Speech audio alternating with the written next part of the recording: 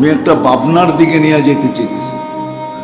আল্লাহ করুক ভাবনাটা বুঝে আসুক, আসলে কাজে দিবে, আর যদি না আসলো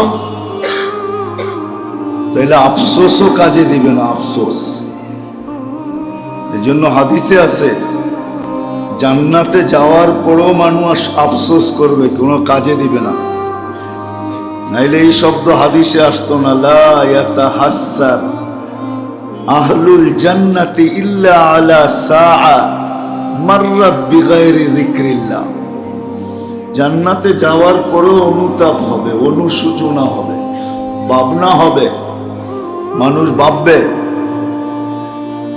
একটা সময় নিয়ে ভাববে, কিন্তু ভাবনা কোনো কাজে দিবে না, ভাবনা কোনো কাজে দিবে না।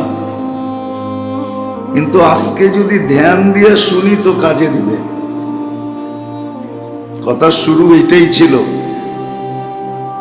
যে খুব ধ্যান দিয়ে শোনা দরকার, তাহলে দিলে গাঁথবে, দিলে। তো কোরআন বলছে লা তাসমাউ, কাফেররা বলতো দ্বীনি কথা কোরআন ধ্যান দিয়া শুনো না। ধ্যান দিয়া শুনলে কিন্তু দিলে গাইথা যাবে। লা তাসমাউ লিহাদাল কুরআন ওয়ালগাউ ফি লাআল্লাকুম তাগলিবুন। ধ্যান দিয়া শুনলে কিন্তু দিলে গাঁথবে। এই জন্য কথা শুরু ছিল দ্বীনি কথা ধ্যান দিয়া শোনা চাই, যত ধ্যান দিয়া শোনা যাবে।